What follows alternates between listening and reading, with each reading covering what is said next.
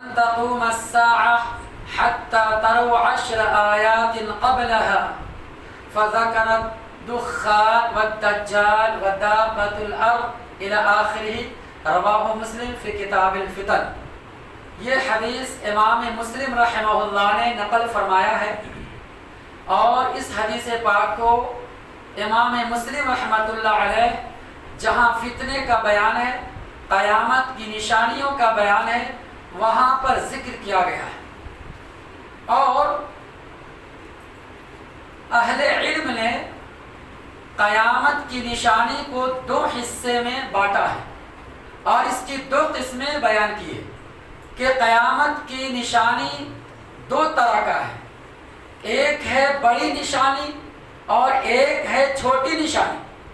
تو اس حدیث پاک میں بڑی نشانی کا ذکر کیا گیا ہے، اور چھوٹی چھوٹی نشانیاں بہت ساری ہیں جو تقریباً ظاہر ہو چکی ہے، اور آج کی اس دنیا میں وہ سارے کی ساری نشانیاں پائی جاتی ہیں، ایک بھی نشانی کم نہیں، جیسے کہ جہالت کا عام ہو جانا اور علم کا اٹھ جانا، جگہ جگہ جہالت ہی جہالت ہوگی، اور شراب نوشی عام ہو جائے گی، لوگ کثرت سے شراب پئیں گے، اور آلات موسیقی، گانا بجانا اور بینڈ باجے، یہ سارے کے سارے چیزیں پوری دنیا کے اندر پھیل جائے گی، لوگ مسجد میں دنیا کی باتیں کرنے لگیں گے، اور بدکاری عام ہو جائے گی وغیرہ ساری، یعنی بہت ساری باتیں ہیں۔ میں نے کچھ چیزوں کا ذکر کیا ہے، یہ سب چھوٹی نشانی میں آتی ہے، لیکن بڑی نشانی کون سی؟ آئیے جو حدیث میں نے پیش کیا ہے صرف اس کا ترجمہ کر دیتا ہوں، کیونکہ اگر اس کی تفصیل بیان کریں گے تو 1 گھنٹہ نہیں 5 گھنٹہ بھی لگ سکتا ہے، تو صرف نام گنا دیتا ہوں، انشاءاللہ کسی اور موقع پر اس کی تفصیل ایک ایک کر کے ہم بیان کریں گے، صرف نام انشاءاللہ۔ حدیث کے راوی حذیفہ ابن اسید غفاری رضی اللہ عنہ بیان کرتے ہیں کہ ایک دفعہ ہم لوگ، یعنی چند صحابہ کرام موجود تھے، ہم لوگ آپس میں ذکر کر رہے تھے قیامت کے بارے میں کہ قیامت کب آئے گی، یا قیامت کی بڑی نشانیاں کون سی ہے، اس کے تعلق سے ہم لوگ ذکر کر رہے تھے۔ اتنے میں کیا ہوا، اللہ کے نبی اکرم صلی اللہ علیہ وسلم ہمارے درمیان تشریف لے آئے، اور لانے کے بعد جب ہم لوگ آپس میں بات کر رہے تھے تو اللہ کے نبی سن لیے، تو سننے کے بعد پوچھا اچھا یہ بتاؤ تم لوگ آپس میں کیا ذکر کر رہے تھے؟ تو لوگوں نے کہا اے اللہ کے رسول، ہم لوگ آپس میں قیامت کے بارے میں ذکر کر رہے تھے۔ تب ایسے موقع پر اللہ کے نبی اکرم صلی اللہ علیہ وسلم بیان فرماتے ہیں کہ سنو، تم قیامت کے بارے میں ذکر کر رہے ہو، یاد رکھو جب تک یہ 10 بڑی بڑی نشانیاں ظاہر نہ ہو جائے اس وقت تک قیامت نہیں آ سکتی۔ جب تک 10 نشانی کو تم لوگ نہ دیکھ لو اس وقت تک قیامت نہیں آئے گی۔ یعنی نبی اکرم صلی اللہ علیہ وسلم کے کہنے کا مطلب یہ ہوا کہ میرے جانے کے بعد دنیا کے اندر آخری وقت میں، جس وقت پوری دنیا تباہی اور بربادی کے دہلیز پر پہنچ چکا ہوگا اور ساری کائنات برباد ہو جائے گی، ایسے بربادی سے کچھ لمحہ کچھ عرصہ پہلے یہ 10 بڑی نشانی آئے گی۔ یہ جب تب 10 بڑی نشانیاں یکے بعد دیگرے آ جائے تو سمجھو کہ دنیا ختم، اب کچھ نہیں، اب سب کو حشر کے میدان میں جمع ہونا۔ کیا بڑی نشانی؟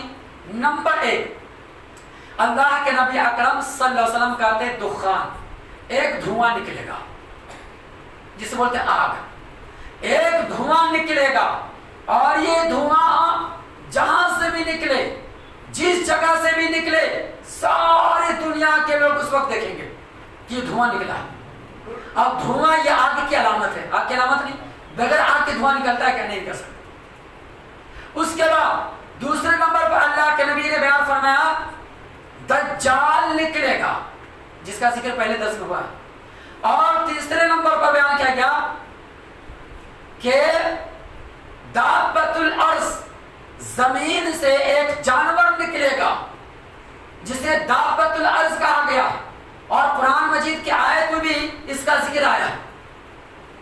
ایک جانور لوگوں سے بات کرے گا، وہ جانور جو نکلے گا لوگ ان کی بات کو سمجھیں گے۔ اسی طریقے سے ایک بڑی نشانی یہ بھی ہے، اللہ کے نبی بیان فرمایا کہ عیسیٰ علیہ السلام آسمان سے اتریں گے، اور اسی طریقے سے امام مہدی کا ظہور ہوگا، امام مہدی ظاہر ہوں گے، یعنی پہلے امام مہدی ظاہر ہوں گے، ان کے چند دن یا چند وقفے کے بعد عیسیٰ علیہ السلام آسمان سے اتریں گے۔ دمشق کی جامع مسجد کے مینارے پر 2 فرشتے کے سہارے اتریں گے۔ عیسیٰ علیہ السلام جب اتر جائیں گے تو پھر اس کے بعد کیا ہوگا؟ اللہ کے لیے بیان فرماتے 3 جگہ زمین میں دھسایا جائے گا، ثلاثت خسوف، ایک مشرق میں، ایک مغرب میں، اور ایک جزیرے عرب کے اندر۔